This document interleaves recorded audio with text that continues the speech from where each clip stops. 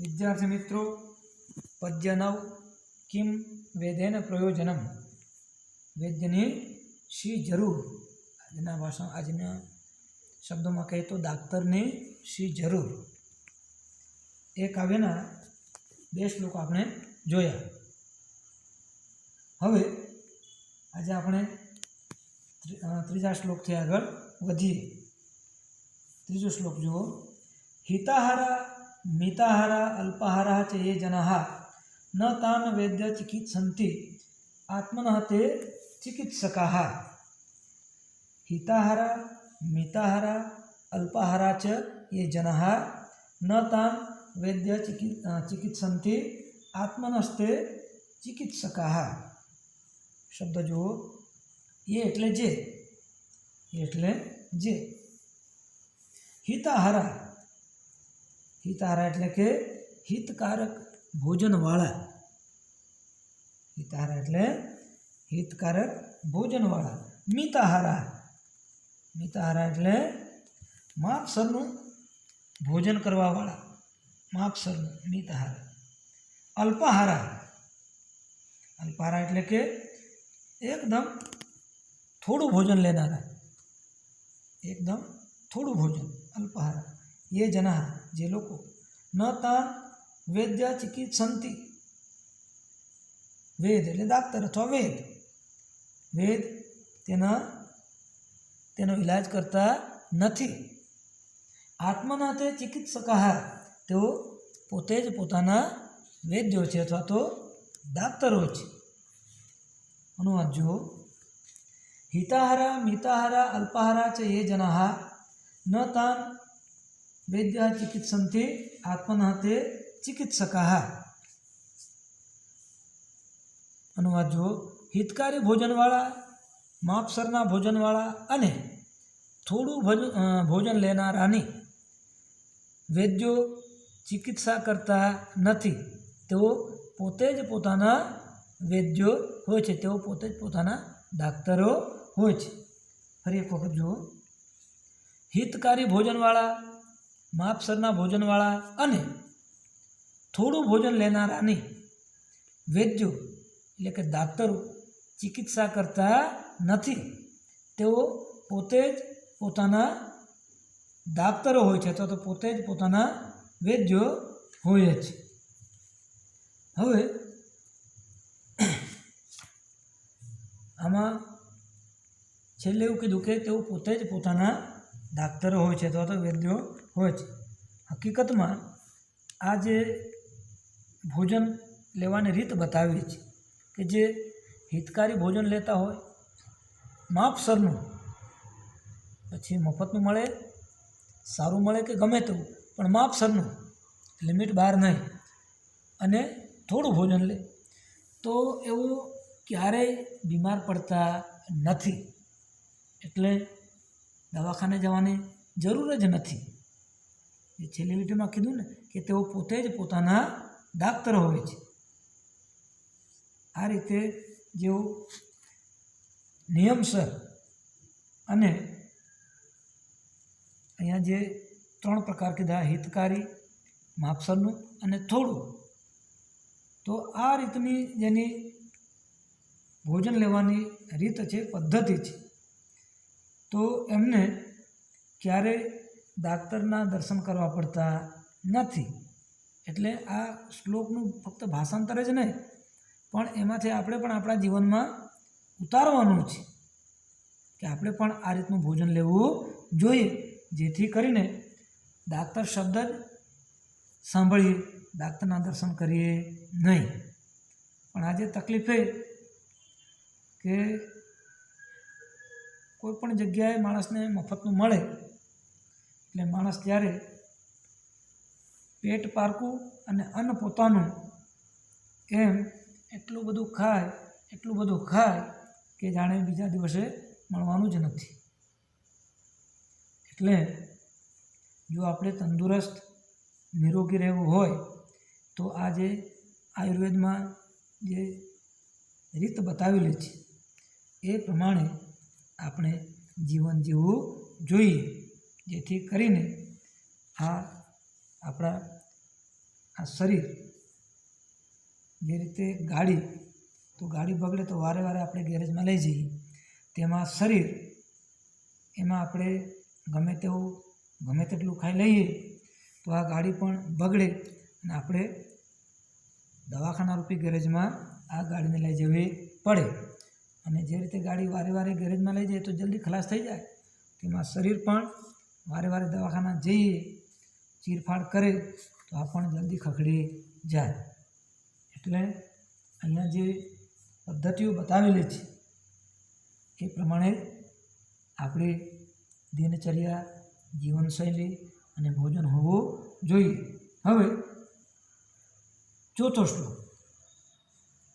આહારમ પચતી વહની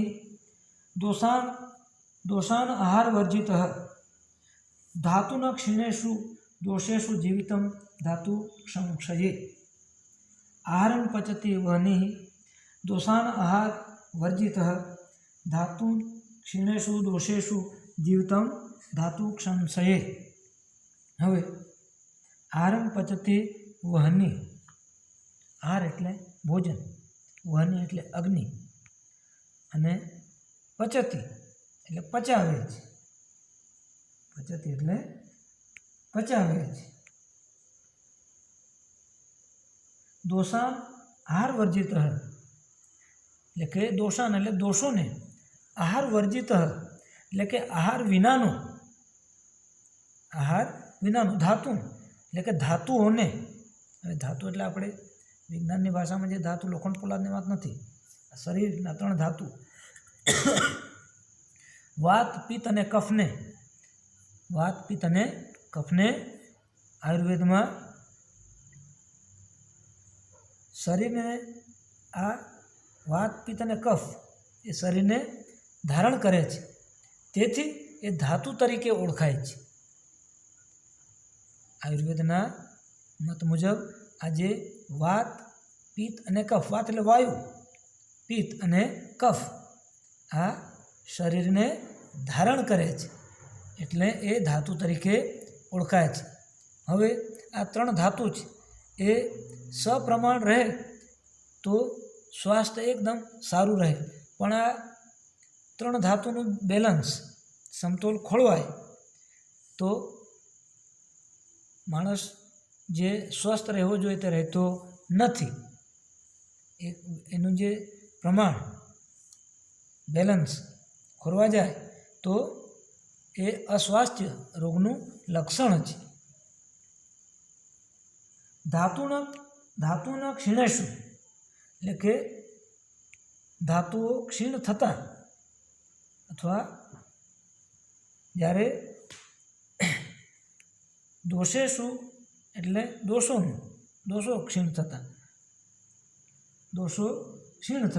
અહીંયા ધાતુના ક્ષીણેષુ દોષેષુ એટલે કે ધાતુઓનું ક્ષીણ થવું અને દોષોનું ક્ષીણ થવું. જીવિતમ ધાતુ સંશયે. જીવિતમ એટલે જીવન, ધાતુ સંશયે એટલે કે ધાતુનો નાશ થાય ત્યારે. ધાતુનો નાશ થાય ત્યારે. હવે અનુવાદ જોઈએ. આહારમ પચતી વહની દોષાન આહાર વર્જિત ધાતુના ક્ષીણેષુ દોષેષુ જીવિતમ ધાતુ સંશયે. અગ્નિ આહારને પચાવે છે. અગ્નિ એટલે આ જઠરનો અગ્નિ, જઠરાગ્નિ. અગ્નિ આહારને પચાવે છે. અનાહાર અગ્નિ દોષોને પચાવે છે. અગ્નિ દોષોને. અનાહાર એટલે આપણે ઉપવાસ રહીએ તે, તો અગ્નિ દોષને લીધે, એટલે કે જેનો જઠરાગ્નિ મંદ હોય, તેનું ખાધેલું પચે નહીં, તો એ માણસ જો ઉપવાસ કરે તો પેટમાં થોડું ઘણું રહે એ અગ્નિ પચાવી દે. એટલે કે અનાહાર અગ્નિ દોષોને પચાવે છે. દોષોનો નાશ થતાં અગ્નિ ધાતુઓને પચાવે છે. દોષોનો નાશ થતાં અગ્નિ ધાતુઓને પચાવે છે, અને ધાતુઓનો નાશ થતાં, અને ધાતુઓનો નાશ થતાં અગ્નિ જીવનને વિકસિત કરે છે. ધાતુઓનો નાશ થતાં અગ્નિ જીવનને વિકસિત કરે છે, એટલે કે પરિપૂર્ણ કરે છે. ફરી એક વખત સાંભળો. અગ્નિ આહારને પચાવે છે. અનાહાર અગ્નિ દોષોને પચાવે છે. દોષોનો નાશ થતાં અગ્નિ ધાતુઓને પચાવે છે અને ધાતુઓનો નાશ થતાં અગ્નિ જીવનને પરિપૂર્ણ કરે છે અથવા તો વિકસિત કરે છે. હવે પંક્તિઓ સસંદર્ભ સમજાવો. એમાં આહારમ પચતી વહનિ, આ જરા સમજી લઈએ. આહારમ પચતી વહનિ અનુવાદ શું થાય? અગ્નિ આહારને પચાવે છે. તો પ્રસ્તુત પદ્ય અથવા તો પ્રસ્તુત શ્લોકાર્ધ અથવા તો શ્લોકની પંક્તિ કિમ વેદેન પ્રયોજનમ નામના કાવ્યમાંથી લેવામાં આવેલ છે. હવે આ પદ્યમાં એવું કીધું છે કે અગ્નિ આહારને અર્થાત ભોજનને પચાવે છે. આહાર વિનાનો અગ્નિ ધાતુઓના એટલે કે વાત, પિત્ત અને કફ વગેરેના જે દોષો છે એને દૂર કરે છે. જ્યારે ધાતુઓના દોષો ઘટી જાય ત્યારે જીવન જીવાલાયક બને છે. અહીં અગ્નિ એટલે કયો? ઉદરનો, પેટનો અગ્નિ, જઠરાગ્નિ. પેટના અંગોની ખોરાક પચાવવાની શક્તિ, હોજરીમાં ઉત્પન્ન થતો અન્ન કે ખોરાકને પચાવનારો રસ, એને શું કહેવાય? જઠરાગ્નિ. આયુર્વેદના મતે આપણા પેટમાં વૈશ્વાનર,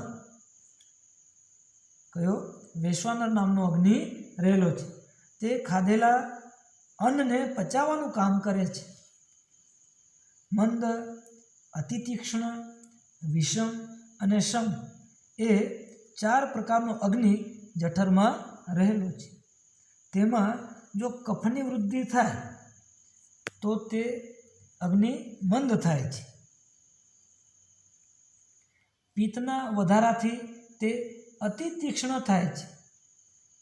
વાયુની વૃદ્ધિ તે વિષમ થાય છે અને ત્રણેય દોષોના સામ્યથી સમ થાય છે. મંદાગ્નિવાળી વ્યક્તિ થોડું ખાય તો પણ પચતું નથી. એનો જઠરાગ્નિ મંદ હોય તો એ વધારે ખાય તો પચે જ નહીં, પણ થોડું ખાય તો પણ પચવાની તકલીફ રહે. તમે જોયું હશે, ઉંમર થાય એટલે જીભ તો કંઈ પણ જોઈએ એટલે લાળ ટપકવા માંડે. એટલે ઉંમર થયેલી તો પણ માણસ ખાવાનું છોડે નહીં, પણ પેટ ના પાડે છતાં જીભના લીધે ખાઈ જાય અને પછી ગમે ત્યારે ફટાકડા ફોડે. એટલે જેનો જઠરાગ્નિ મંદ છે એનું ખાધેલું હજમ થતું નથી, પચતું નથી. વિષમ અગ્નિવાળી વ્યક્તિ ખાય તો કોઈક વખતે પચે અને કોઈક વખતે ન પચે. તીક્ષ્ણ અગ્નિવાળી વ્યક્તિ ગમે તેટલું ખાય તો પણ પચી જાય. જેમ આપણે ભીમની વાત કરીએ તો ભીમ જેટલું ખાય બધું જ પચી જાય. આપણે મહાભારતમાં આ ભીમનું પાત્ર અને આપણે બધું જાણીએ છીએ. એ 4 અગ્નિઓ પૈકી સમાગ્નિ એટલે કે સમ એ સૌથી શ્રેષ્ઠ છે. શ્રીમદ ભગવદ્ ગીતામાં એક શ્લોક છે, અહમ વૈશ્વાનરો ભૂત્વા પ્રાણીનામ દેહમ આશ્રિતઃ પ્રાણાન સમાયુક્ત પચામી અન્નમ ચતુર્વિધમ. આમ શરીરમાંના વાત, પિત્ત અને કફને સપ્રમાણ રાખનાર અગ્નિ ભોજનનું પાચન કરે છે અને તે દ્વારા ધાતુઓના દોષોને ક્ષીણ કરીને મનુષ્યના જીવનને હંમેશા રોગરહિત રાખે છે. હવે આજે આપણે અહીંયા સુધી જ રાખીએ. બાકીનું આગળના વિડીયોમાં ભણીશું.